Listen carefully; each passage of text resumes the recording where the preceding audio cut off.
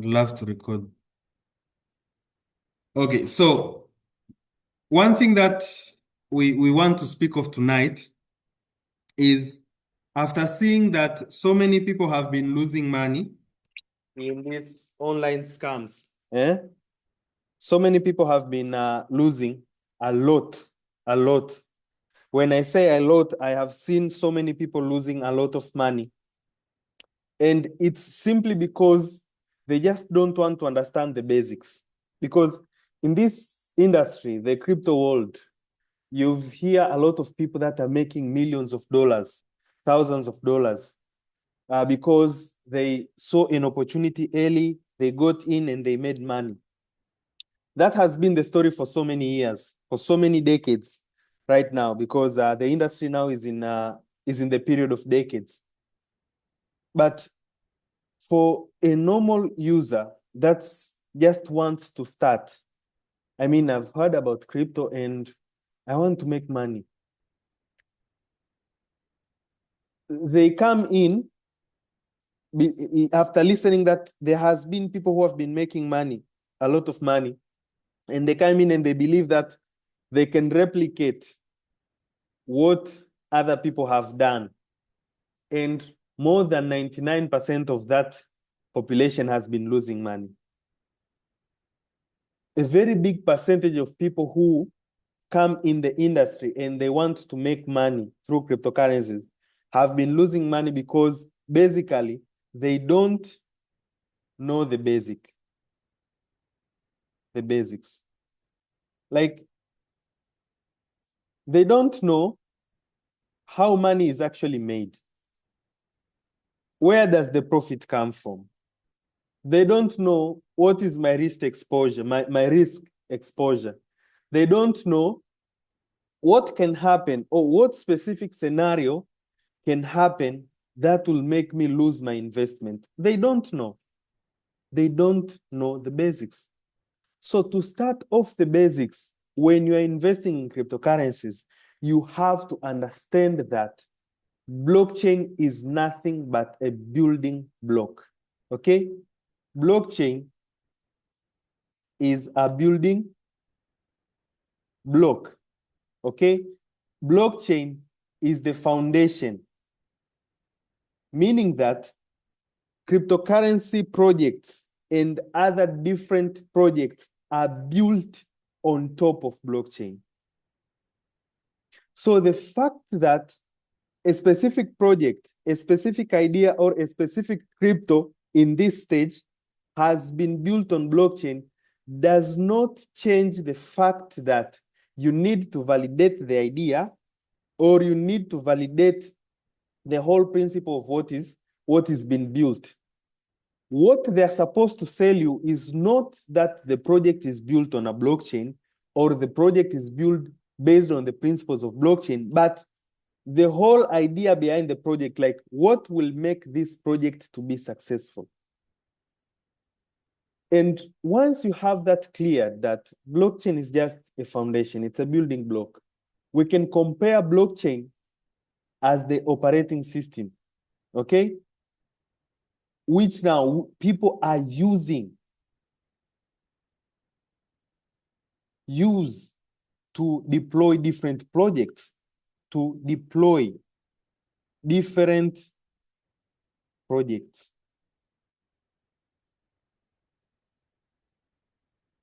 That's what you just need to know about blockchain. It's just like an operating system. Blockchain is nothing but a system that is designed so that when you deploy a project using that system, it just differs a bit compared to other projects. But blockchain has nothing to do with the business logic. So if you're trying to start and invest in cryptocurrencies right now, and you're just coming in and you hear like, oh, this project is built on blockchain. It's a beautiful project built on blockchain, and that's their only selling point. They don't tell you what idea is behind that crypto. Then ultimately, that project has no long life. That's my experience. Honestly speaking. Because before blockchain was a selling point of this online projects. Like, this company is built on blockchain. They're never going to steal your money. And what happens? People end up losing money. So blockchain is that building block. And what it offers is what we call the 3 pillars of blockchain. What blockchain offers different is the 3 pillars, which is, you'll hear them a lot. Transparency, meaning that everything that is done on a blockchain can be visible. Anyone can see what is happening on the blockchain. The second pillar is decentralization. Decentralization. This just means that there is no central point of authority. Like, decisions have to be discussed before being deployed. That's what decentralization means. And the third thing is security, meaning that the data that is stored on the blockchain is immutable. It cannot be changed. So these 3 pillars, they are only there to enforce blockchain as a system, blockchain as an underlying technology. But it does not mean that it's a guarantee that a business that is built on blockchain is going to be any different. A project being on a blockchain only guarantees that this project applies or uses these 3 pillars, meaning that if it's a DeFi project or a finance project, then all transactions are going to be transparent. The transactions are going to be immutable, meaning that you can't change a transaction when it's done. And when it comes to decision making, then we are going to democratize the decision making, meaning that we are going to discuss before we make any decision. But it does not change the business logic. If we are together to that first important point, please go to your box chat and type 111. If we are together to that point, please just go to your box chat and type 111. Okay. If we are together to that point, just go to your box chat and type 111. Okay, now that's good. That's good. Now, when blockchain started, not actually started, but became mainstream, the first project that was built on blockchain was something called Bitcoin. We have all heard about Bitcoin. We have all heard about Bitcoin. Bitcoin was the first project that was actually implemented using the blockchain technology. And this project, when it came out, so many people regarded Bitcoin as a currency. Why? Because it was an asset which you could send to someone else somewhere. So when the first project started, the Bitcoin project, people saw Bitcoin as a currency because Charity is here in Tanzania. And for example, we have Yvonne, who is in South Sudan. I can send her Bitcoin, and when she receives the Bitcoin, she can sell them and get cash. That is why so many people saw Bitcoin as a currency. But as time went on, when speculations started, when institutions got in, we started to see that Bitcoin is no longer a currency, but it's actually more skewed to being an asset. Because with Bitcoin now, you could not only send asset, but with Bitcoin, you could give it to someone and they could lend you a specific amount of money that you could spend. Now, that's not possible with a currency. I mean, you cannot give a cash collateral to get a cash loan, but you could put an asset as a collateral and you could get your cash back. So when we are now looking at this first application of blockchain, there is now rise to this thing called crypto. Because if we just say cryptocurrency, we are limiting ourselves. We are limiting ourselves. But when we say crypto, we are being inclusive. Okay? Because the actual definition of crypto is a programmable token. It's just a programmable token built on a blockchain.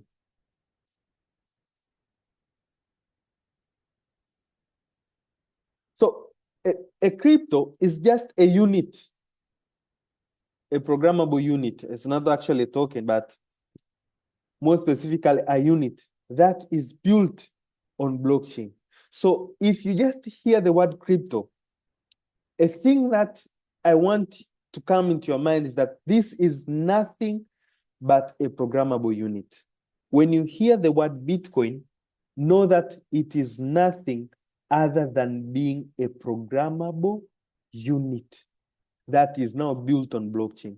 Now, the real purpose behind this crypto, the real utility is going to be determined by what is it programmed to do? Programmed to do. Now here is where you have different crypto. It can be a currency, okay? A currency like USDT, like DAI, like USDC. These cryptos, they have been programmed differently, but they serve a purpose of being a currency. They are stable coins, which are pegged to a specific asset. Now it differs how one crypto is pegged to the other, but they serve the same purpose of that these cryptos are currencies. In this group, we can have cryptos, okay, that are, what do I call it? We can have cryptos that are assets, okay? So it can be real world assets, it can be assets that serve as a backing of a specific ecosystem. So here we can have BTC, we can have we can have BNB backing up the Binance blockchain. We can have Ink, which is the native coin of the Encryptus wallet. So in this also, we could also have governance coins, governance tokens, whatever you can call them. For example, we have a Arbitrum, we have Cake, we have Uniswap. What's it called? Its coin is called Uni, I think, something like that. It's called Uni. Yeah, it's called Uni. Yeah. So depending on what it's been programmed to, then the coin will serve a specific purpose. So for example, you're coming in to invest in cryptocurrencies, okay? And someone tells you, there's this coin, I think it's going to do well in the next few years. You have to know what is its main purpose. And do you think that with this coin serving this purpose, is there going to be enough demand in the next 2 to 3 years for it to reach the target that we expect? I'm going to give you an example. People have always been believing in something called the bull run, meaning that the entire market is going to go up.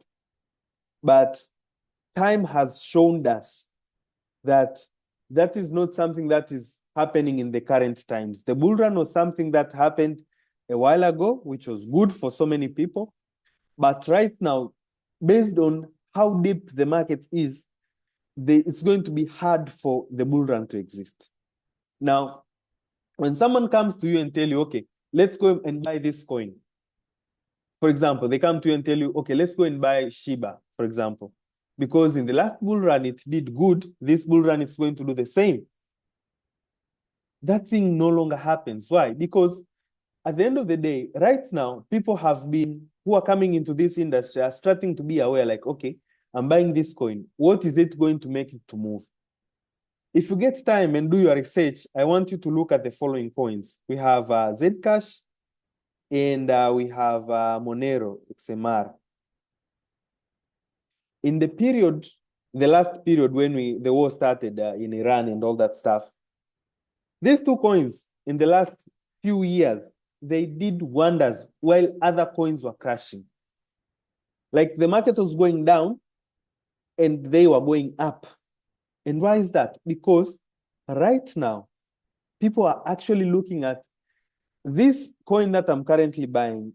Do you think that people are going to need it in the next few years or in the next few months? Because these two coins, they are called, how do they call them? Like, it's very hard to track transaction when someone transacts with Zcash or Monero. And during the period of war, it has been very pivotal for people who want to move money without being traced. So that function that if I want to send money to someone who is currently at war, but I don't want to be tracked, like Charity has sent money to support war somewhere. How can I do that? I can't use conventional bank systems, but if I use Monero or Zcash, I cannot be tracked. So people used Zcash and Monero for that specific purpose. And that is going to be a point for later on when we speak that when you're buying cryptocurrencies, make sure that there are going to be people who will need that cryptocurrency to buy it without caring about the price because they just want access to a specific service. So if I want to move $1 million right now, I don't care what the price of Zcash is. I'll just convert my USDT into Zcash and send the Zcash. That's it. I don't care how much it's worth. If you are an investor, on the other hand, you have to do some math like, okay, I'm buying this asset at this price. Is it worth it? Is it not? So the main point is crypto is one of the utility, or one of the application of blockchain technology. And crypto is the one that is used to move value. That's the reality. Other than to provide access and all that, the main purpose of crypto has always been moving value.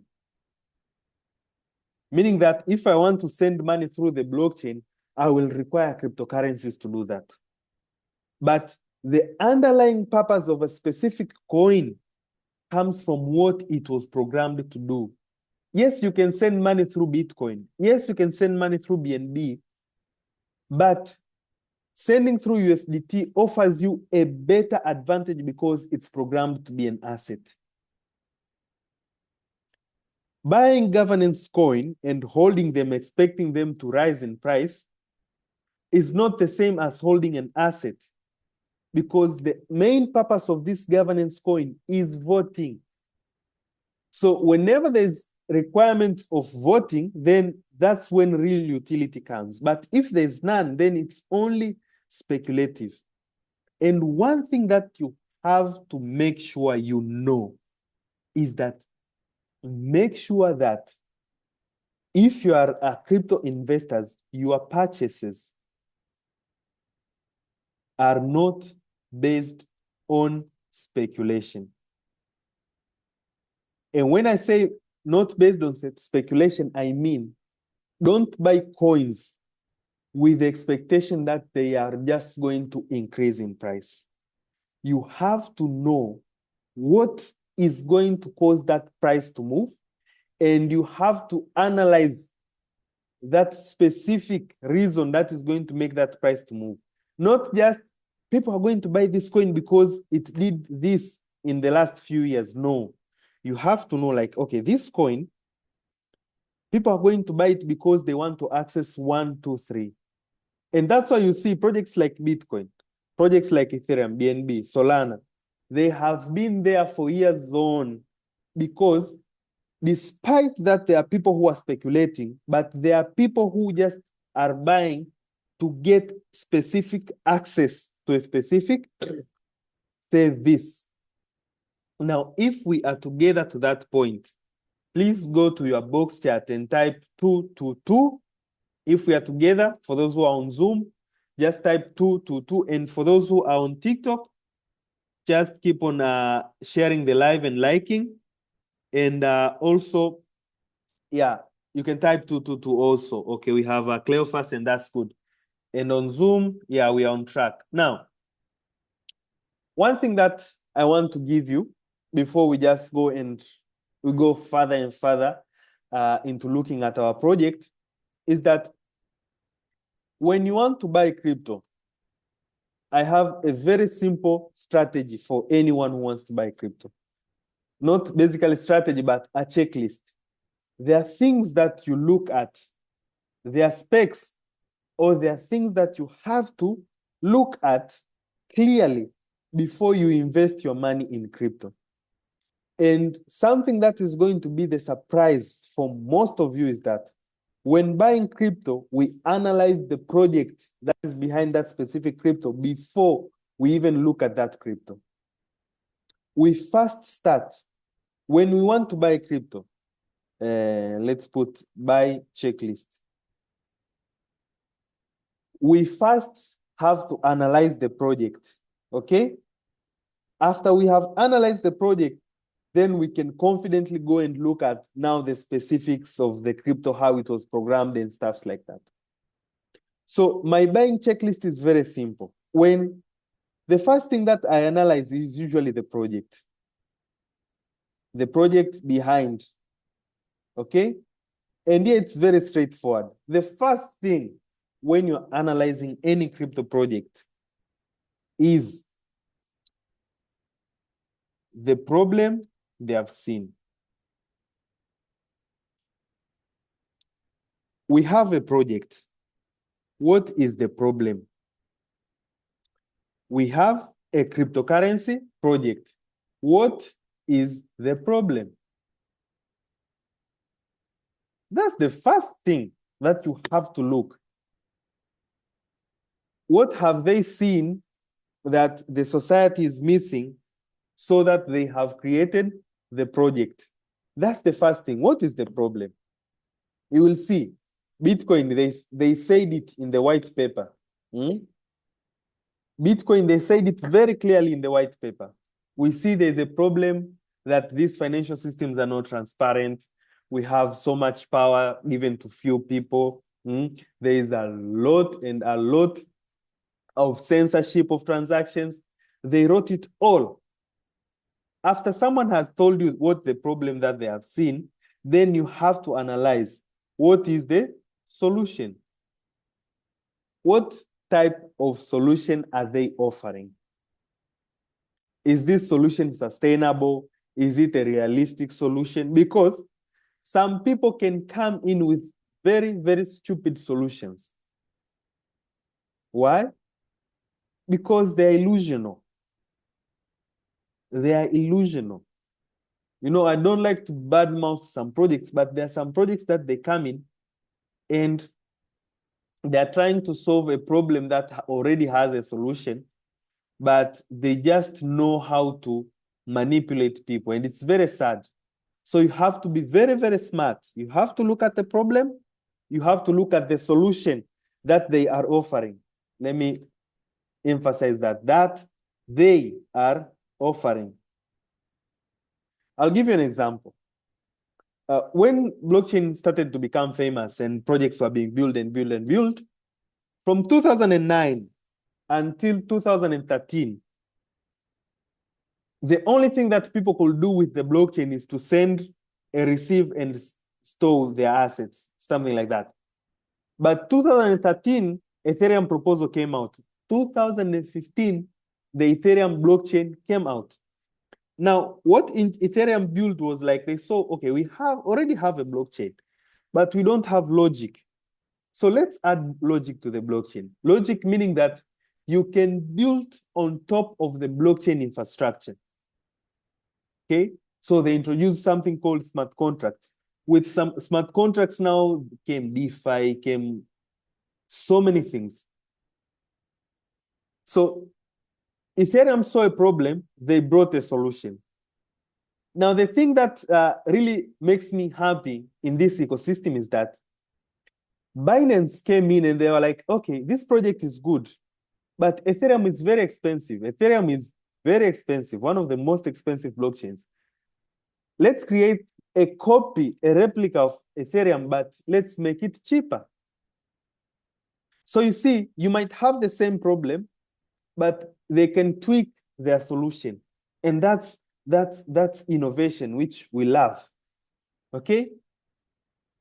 So after we have seen the problem, we have seen the solution, we go to my favorite part. How is that project's coin being used in that specific, or how is the coin used in the project? Or simply, how is the coin or token part of a solution?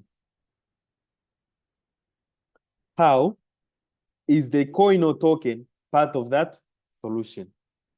Meaning that as time goes on, if people are using that solution, will this coin be part, or will this coin be keep on getting some use?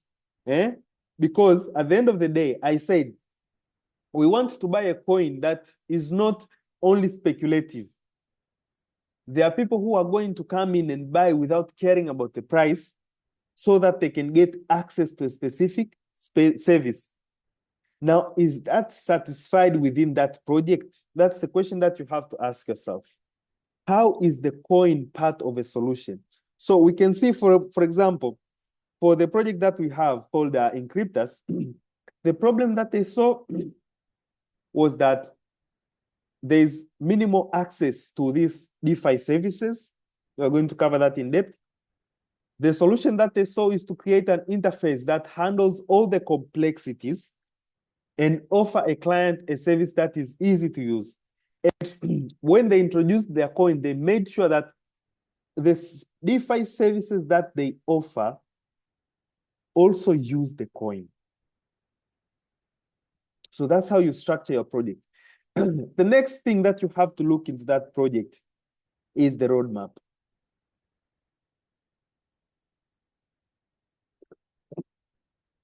The roadmap. Where are they right now? Where are they going? And is it realistic where they're going?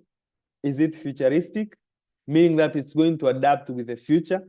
We have seen, for example, right now, blockchain projects have been facing a threat, the quantum computing threat. And so many projects are trying before 2030 to already have a solution for that. That's what the roadmap is. Like, and the part of the roadmap has another thing to do with the fifth important point that you have to look, which is actually the team behind the project. Because so many projects, crypto projects, very good crypto projects I have seen personally, dying because there is no team, strong team behind it. Byswap was a very good project, it died. Ape was a very good project, it died. And there are projects which I actually invested my money in. And they did not die because they lacked a problem solution or the utility of the coin in the project, but their roadmap along with their team was the problem. That was the problem. So on your checklist, you want to buy crypto, the first thing you have to look at is the project. Like in the project, you look at the problem. That's the first thing. The second thing is the solution.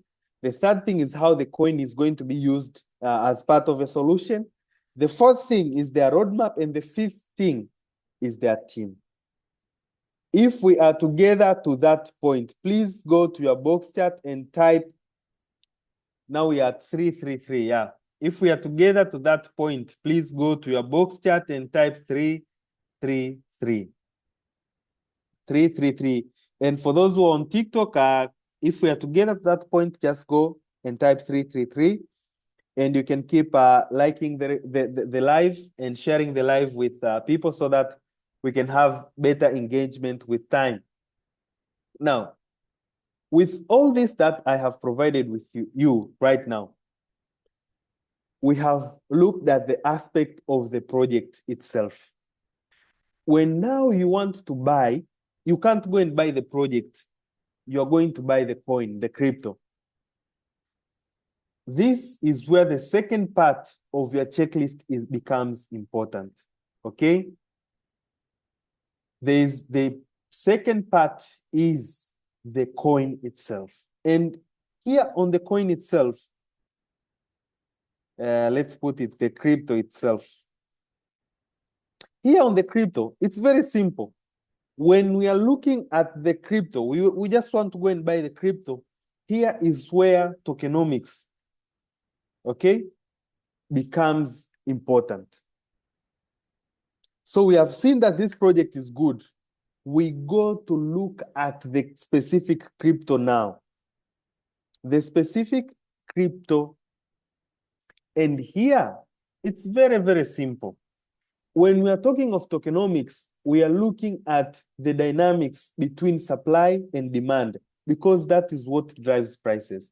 So here, it's an issue of supply and demand. And one thing to note is that the tokenomics, the project developers can only program the supply. The project developers, they can only program the supply, but the demand now comes from the project and speculation. So the supply is pre-programmed,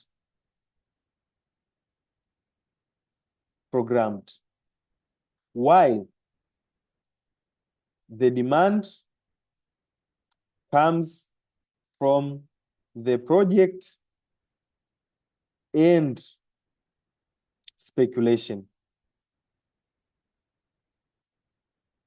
Meaning that the demand of a coin, it comes from, the demand for the coin comes from either the project itself or the speculation behind the project. Okay? So it means that, that's why I said it's very important, number 3, that you look at a project in which the coin is used, so that whenever there is no speculation, the project will still make the coin be in demand. And we know that if demand is greater than the supply, then eventually the price increase. So on the tokenomic aspects, as investors now, we have seen the project is good. We cannot control speculation, meaning that we cannot control how people are going to think of the project in the next few years. Then we have to look at how are the coins supplied. How the coins are supplied. So here, the first thing that we look at is the maximum supply. Okay? What is the maximum supply of this project? One thing that you will notice is that many projects that have good appreciation of price, for those people who love chasing the price, they usually have modest supply. For coins that have small supplies, a few hundred, a few million, a few hundred millions, their price usually is always good, more than $1. So if you do analysis of a crypto project and you're like, okay, this project is very good. Now you come down and look at their supply. How many coins are existing? This project has at least 100 million coins, 200 million coins. Be sure that if the project is good enough, it's going to be needed in the future. That coin might get to $1. Any $1, it's guaranteed. Now, after that, you look at, okay, what is the price right now? Okay, it's at 0 point something. Know that if you buy this coin and it keeps on the same track of trying to solve that problem and bringing new innovation that target that problem or target that specific community, then with time, you are going to see appreciation of that price. It's not guaranteed, but with time. So when we are looking at the coin supply, we look at what is the maximum supply. We look at how are coins distributed. Now, this is very important. When we are saying how are coins distributed, we are not looking at how many coins the developers have. Because if you do the math, more than 5% of Bitcoin's ownership, let me do that. 1 million divided by 20, that's 5%. More than 5% of Bitcoin's ownership is under one person, Satoshi Nakamoto. So that's not our target. But what we want to see is how many coins are currently in supply? And if they're bringing in new coins, what is the method? Are they using proof of work? Are they using mining? Are they using air staking? Are they using airdrops? Or are they using ICO? So that is something that you have to look. Because if they have some coins in supply, and you see that their model emits many coins at once in supply, that's a bad indicator, because with time you're going to lose money, because when new coins come in, they inherit the price that they find in the market. And if speculators are given many coins, then they're going to sell and price is going to go down. So you have to think in that direction, like, how are they going to supply new coins? Why have they chose this method to supply new coins? And with saying that, if we are together at that point, please go to your box chat and type 444. If we are together to that point, and for those on TikTok, if we are together to that point, just go to your box chat and type 444. Before we go to the final part of today's session, we are going to look at some examples together, side by side. Okay? Okay, I see we are together. Now, we have to, after learning all that, okay? After learning all that, we have to do some bit of practice, We have to do some bit of practice, side by side, okay? We are going to look at the first project, which is going to be Bitcoin, and the project that we have called Inky. We have partnered with Encryptus Wallet for the last 6 years right now. And it has been a company that has really showed us that if you have a strong project, strong leadership, and you are futuristic and you're trying to build a strong community of people who are actually building something with the blockchain technology, then you can actually achieve something, okay? So we are going to do a side-by-side comparison, starting off with the project, okay? When we're starting with Bitcoin, the problem that they saw, I analyzed it earlier, is that when we're speaking of the problem when it comes to Bitcoin, the problem that they saw, and you can go and read the Bitcoin white paper on your own, was a lot to do with how they built their first blockchain. Centralization of authorities. We can see that there was issue of inclusivity, access to financial services. You know, you can go to a bank and they can deny you service, like we are not in the mood to serve you. There was also an issue of transparency. So that was the problem that they saw. When we come to the case of Encryptus, we can see that the problem that they saw is that with the rise of decentralized finance, meaning that financial systems that are built on blockchain, there are so many opportunities that people can get, but it's very hard for people to actually access those services. And what they decided to do was, let's find a way to solve this issue. People have been losing their private keys because to access DeFi, you needed before Encryptus, to access any service that was DeFi service, you had to have a non-custodial wallet. And you know the problem that comes with having a non-custodial wallet. It's very complex. People have been losing their money because they are not well educated. Solution: Bitcoin created the Bitcoin project, the Bitcoin blockchain. So we have a blockchain which solves the issue of centralization of authority by having a decentralized system, solves the issue of transparency by having a very transparent system, solving the issue of accessibility, having a global accessible blockchain. You can transact with it 24 hours, 7 days a week, as long as you just have internet. What did Encryptus do after seeing the problem?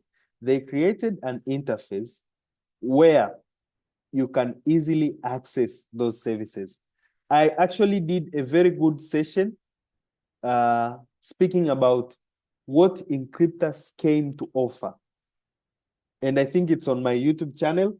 So you can just search Charity Aaron and you can see the video that I explained what Encryptus was trying to solve. When we come to the third point that I was speaking of, the issue of how is the coin used in the project, it's very straightforward. For the Bitcoin, if you needed to transact with the Bitcoin blockchain, then you used Bitcoin.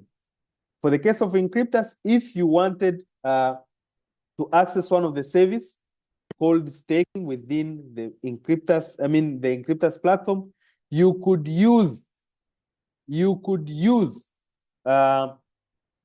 staking. You could use Encryptus. That's how it is. And when it comes to now the coin itself, I'll not speak of the team because the Bitcoin blockchain, when it comes to the team, it's very ambiguous and I don't want to argue with people. But when we come to now the aspect of the coin itself, the tokenomics, we know that for the case of Bitcoin, we have a maximum supply of 21 million. That's Bitcoin. Maximum supply is 21 million. And the way they distributed is Satoshi gave himself 1 million Bitcoins, but the rest, they come in through mining. And right now, they started with per 10 minutes, it was 50 Bitcoins. And after every 4 years, they have something called halving, where half of the Bitcoin that is coming in, it's halved. So every halving, the amount of Bitcoins that are coming in reduces, meaning that with time, the supply of Bitcoin is diminishing. That is their strategy. With time, the supply of Bitcoin is diminishing. When we look now at Encryptus, we have a maximum supply of 200 million Inky. And these ones, they come in by staking. And per day, it's 10,000 Inky that comes in. And the good thing that I love about Encryptus is that these 10,000 coins that are coming in, unlike in Bitcoin, where the miners are paid, with Encryptus, this amount is distributed among the believers. Ooh. Among the believers who have staked their ink. Meaning that Encryptus brings Encryptus supplies 10,000 coins every single day. And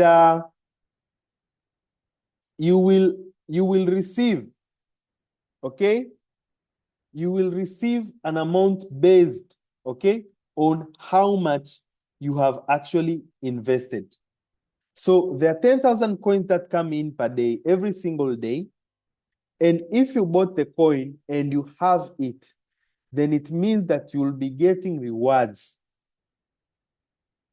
based now on the pool that you have staked and things like that. If we are together to that point, let's go to the box chart and type 555. If we are together to that point, please let's go to the box chart and type 555. 555. If we are together to that point, just go to the box chart and type 555 so that we can actually end today's session with me showing you the simulator, which is somewhere here. And I think this is the best time now if you have a question. This is the best time now if you have a question. You can write your question there. If you have a question, depending on what we have done today, just go to the box chat and type your question as I show you the last part of this presentation where I am simulating the profits, and I hope you can see the screen I am sharing. Okay. If you have a question, this is the best time for you to ask your question. So this is the simulator. It's within the Encryptus wallet website, www.encryptus.com. And when you go to staking, and you just go a little bit down here, you'll find the calculator. The staking is in the solutions. One of the solutions that Encryptus offers is a service called staking. And it explains what staking is. You make your asset works for you. You buy assets, you lock them, and you get new coins. And if you just go down here, we can do just one simulation. Here you choose the currency that you have. For the sake of everyone, I'll just choose the US dollar. And here you insert the amount that you're willing to invest, and it will show you immediately the amount of assets that you will get with $1,000. So with $1,000 right now, you get 680 ink. And now, depending on the product that you have decided to lock your assets into, then it's going to show you how much you're going to be getting. So we have not just one asset. We have ink that you can stake. You can also stake USDT. You can also stake Pancake. You can also stake BuySwap. And you can change the simulating period, like how much will I make in a month? So it shows you with $1,000, which gives you 680 ink right now, you can get up to 35 ink per month, which is roughly $51 if the price doesn't change that much. And you can simulate what if in the next 2 years, by 2 years, you find out that you have already broken even. So if someone had bought ink, locked ink for 1 year, they are now at break even. They have already made their money back. That's the good thing about investing with Encryptus. Within 2 years, you have made your money back. So the rest is 100% risk-free. Not because it's magical, no, because it's mathematically calculated. So you can play around with this simulator and you can see how much can I be making if I invest this much? How much can I do if I do that one? And you will see for yourself how good the business is. So if there's any question to that point, please just go to your box chat and type your question.